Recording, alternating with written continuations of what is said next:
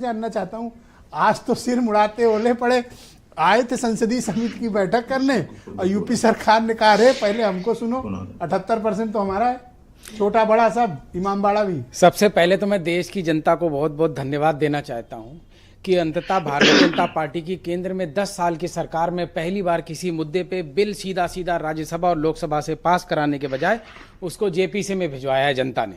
इसका पूरा पूरा स्वागत, पूरा शुभकामनाएं, पूरी बधाई जनता को जाती। यही लोकतंत्र और संविधान की ताकत है और पूरा देश इसको देख रहा है।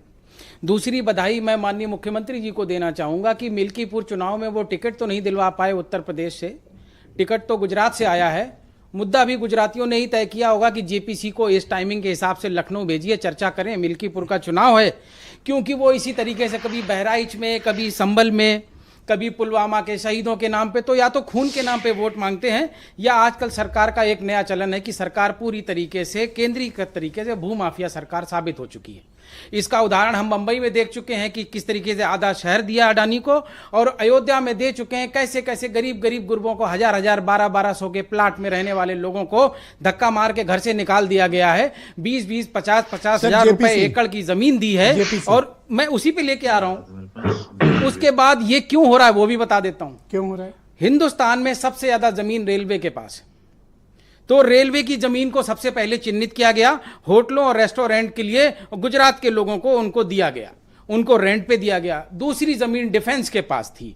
डिफेंस में एक एक करके इन्होंने स्टेशनों के कंटोनमेंट बोर्ड्स को भंग करना शुरू किया है और उस जमीन को नगरपालिका को देना शुरू किया है, और उस नगरपालिका को जो डिफेंस की लैंड दी जा रही है वो फिर रेस्टोरेंट, होटल और प्रतिष्ठानों के लिए व्यापारियों को दिया जा रहा है। किन व्यापारियों को दिया जा रहा है? लखनऊ में रात के 11 बजे आप देखेंगे बड़ी बड़ी गाड़ियां हैं और उनका रजिस्ट्रेशन नंबर गुजरात का है। यहां तक कि जो मिल्कीपुर में प्रत्याशी आए उनका भी रजिस्ट्रेशन गुजरात से ही है। तो मैं आपको कहीं ना कहीं ये लिंक कर रहा हूं कि यहां लखनऊ में बैठ के जो इसको सनसनीखेज खबर बनाने की कोशिश कर रहे हैं, उनको आदेश मिला है गुजरात से कि मिल्कीपुर चुनाव में इस कार्ड को इस्तेमाल कर लीजिए। जुफर फारूकी से आपका क्या रिश्ता है? जनता को फिर एक बार सलाम। आज जेपीसी यहां बैठी है मरे मुर्दे के ऊपर चर्चा करने के लिए। भारतीय जनता पार्टी की एक्सप्लेन कि मैं उसी पे आ रहा हूं, आपकी उस पर सवाल पे, आपके सवाल पे आ रहा हूं। ये मरा मुर्दा है, यो वर्तमान केंद्र की सरकार है, इस बिल को लोकसभा और राज्यसभा से पास नहीं करा सकती। जेपीसी में भी इस बात को क्लियरली यूनिलैटरली इंपोज नहीं कर सकती। तो इसी तरीके से ये अखबार और मीडिया के चर्चे के रास्ते बनाएंगे।